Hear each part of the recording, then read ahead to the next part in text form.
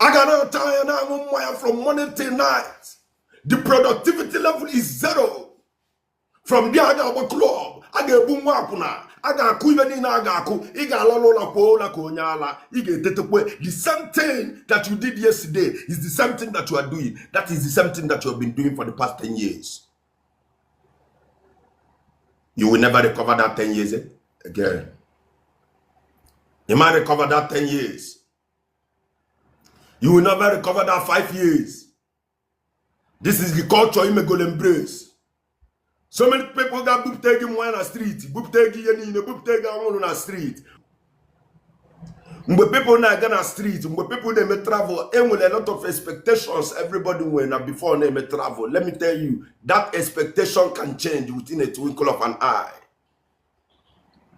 Everybody, the ambitious, our intention when we travel at the beginning of time was to do travel and get money and go back home. But that intention can change in an instant, depending on the system of the obodo.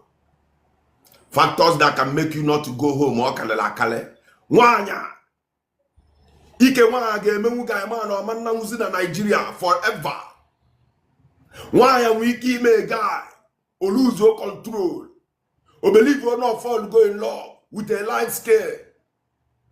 Or believe or not fall go in love with a colored girl. Or believe or not fall go in love with somebody by an Indian. Or believe or not fall going for here we are divided attention. Many men cannot comprehend, many men cannot understand or dispute such a tale because honor is overwhelming for them. Here men a guy man name travel. In a chuego, if I go na see na street, go. The first money he make, he got like ki art ya, ki make your own, ki sign your signature na street. One nega on banale ki go problem. Eko na banale. People they want millions of money, millions na street, tipe that money. And the ones that tipe liye, omo izonya hage we are all self-esteem. One na haman na unzebe ashi. No, yeah, but he will one day may travel, but if you be for the past 15 years. Many of your brothers, many of our brothers now pass through this thing.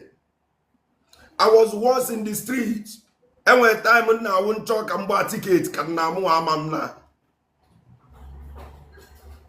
years.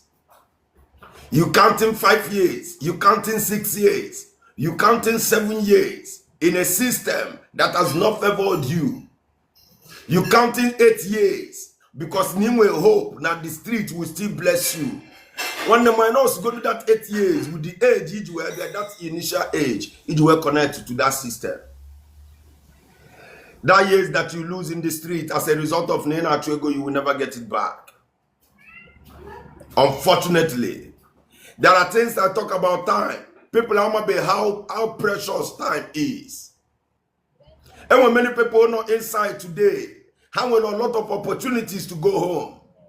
And when a lot of people who go down on the street today, they had opportunities to go home. A brother can ask one day, Nigeria, I will give you 300K. When lap go street, and get 300K. The guy was saying, "Na man now." Now a lot of pressure, the no guy get sumi me. Yeah.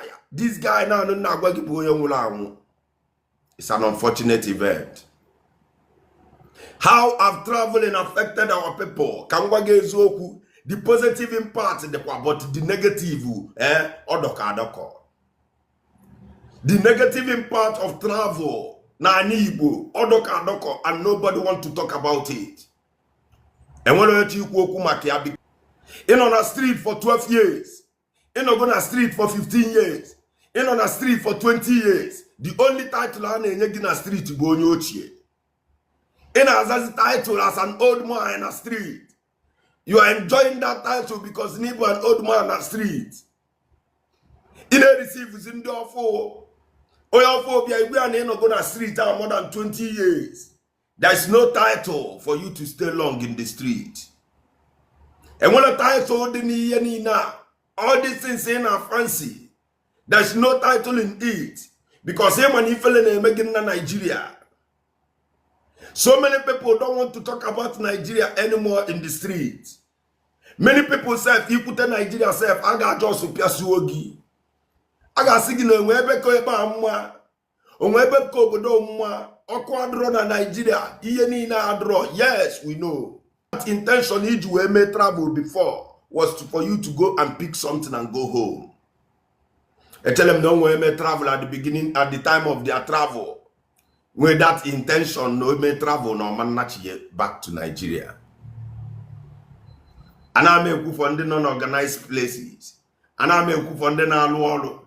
And I may go for the Nemotego. And I may go for the Nizbo countries. I may go for people in no countries that no the law. I may go for people in no countries that all their dependency will anything open and may be illegal. No, if I go. I may go for people on no street can 100%. Yenina and may be a wasali street can go. Most people now on the street cannot afford their house rent, but hand on the street. When they come here, you blow your no come money obiam na begi.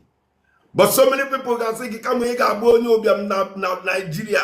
No come money no because onwe.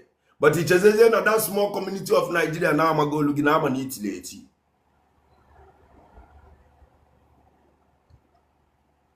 The same street came up. Nwa kuna ke na azo.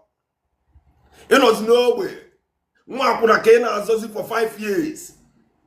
Nwa kuna na aga ipala bia na aka inwekwe title, inwekwe connection, idi anu. Nwa kuna na aga ipala bia na esu na azo. On the street for 10 years. In a pamulu na aka every evening in on the street na ti wo. Every day je na gambling. Every day don the street na angu mmanya. Why a guy pia ka why ijoku imetiye ni na no ijogwola. Your people no invite Nigeria na echegi. Your people no Nigeria na with so much expectations about you. Many people are now their families have given up. Many people, their families have given up. Bishman ne will tell you no kwa. When I work, what does it profit you? Name on the street more than 5 years. You're not getting 1 naira away gigi. In a year ago, before go no. In a what toothbrush ginapa. In a dinner benna bogi kiwe tato. In a bula bagibujana laundry. In a Google gym kiwe jana saluna gym. Kiwe na pecha we na maputana street. In order that system 5 years, 6 years, 7 years. What does it profit you? So many of you I understand and somebody who am no lelandia. Somebody who am no only they go money before may travel. Somebody who am no property before I understand. But sometimes you need to go back. Sometimes you need to reinforce yourself. Sometimes you need to connect back to your land. Sometimes you need to connect back to some contact anywhere. Because right there in that street, and where contact was in Alulugolo. Because open a contact giga Alulugolo one name another condition. And we are about a lost hope. In a young a lost hope. Over the Gakumo, Ndotaga Kumo, this system Gakumo, Ngebutalega, in a Butega for the first 1 year, 10 years, he can Butega. 15 years in Ebutega, 20 years. One like Kambagezoku, you will never recover that years again. You want to go here now? 5 years that you minus from yourself, you will never get it back. 10 years that you minus from yourself, you will never get it back. Don't let anybody deceive you. My guy, in a leke na street, in a wesi, your product in the street. Mbwenlapu Street, when I left South Africa, Kameyali whereby Beji, and I'm buying for 6 months. After I can spend the 6 months, na buy whereby Beji. One day I saw something different. Where man are there no for Bekilimong. Thank you so much, my brother. Where man are there no for Bekilimong. The same thing every day. Na street kiga no mother drive or moto buju maya na boot early morning. I just put on the street and me pay boot and maya from 6 o'clock in the morning ebido go maya. Ana chanya ana kako the day ana pass. This is the culture of the street. This is the culture of the street and our people